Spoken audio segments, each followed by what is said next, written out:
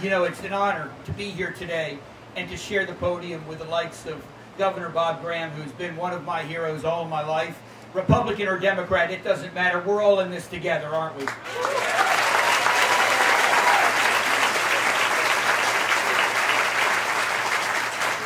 You know,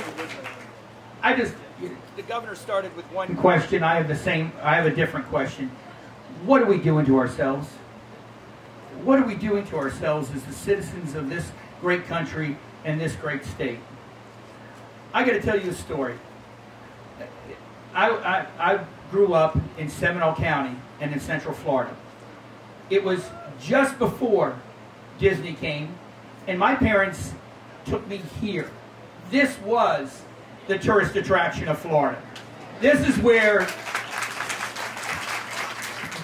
my parents wanted to show me what Florida was all about. Now, I live near San Orlando Springs. Does anybody know what San Orlando Springs once was? Because we couldn't get to Daytona from where we lived because the back roads, and it was pretty expensive. So we went to San Orlando Springs.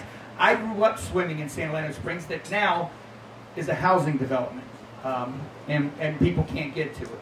But when I went to San Orlando Springs, how many of you remember catfish football? As a 5-year-old, you remember those things. You remember those things as a 5-year-old. And I remember being in that glass-bottom boat, and they throwing that big wad of bread, and the catfish would come out and fight each other, as well as all the other fish, to get that piece of bread. You all remember that? 2 years ago, as the chairman of the Inland Water Select Committee of the Senate, when we were looking to put in a bill, which we did, 550, which the legislature has already torn asunder after we passed it. But when we were here looking at that, I asked the glass-bottom boat driver, where's the catfish football? He said there's no more catfish to have it. We as Floridians have an obligation to protect our culture and protect our heritage for all the generations that come. And if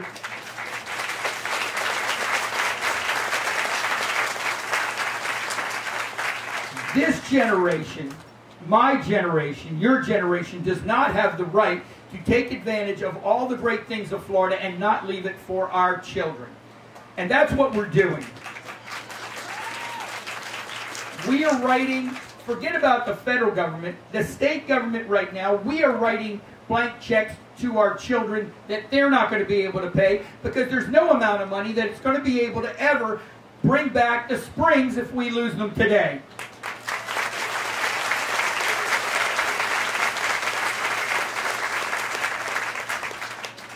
I am honored the fact that Governor Graham used one of my favorite lines just a few minutes ago, but I'm going to reiterate it because any time that a great man like that will use something that I've used, that makes me just feel so good. The fact is that nobody from New Jersey or Pennsylvania or Ohio has ever moved here because we have the best strip centers in the world.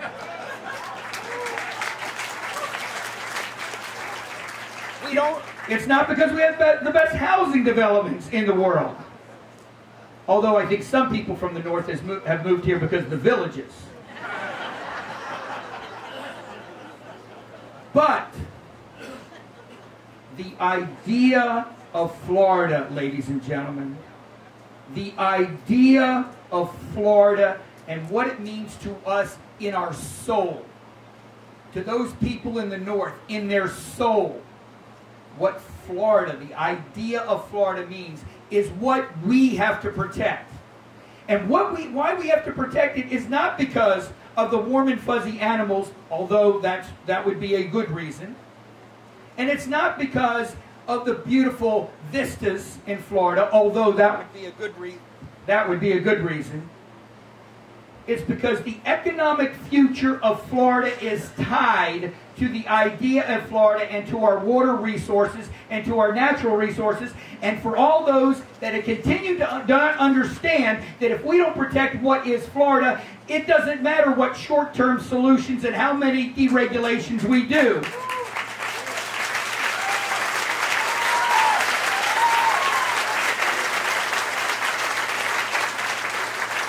It's about the vision and the long-term solutions to protect the economic development of Florida, which is indelibly tied to our environment. And that's what we have to do.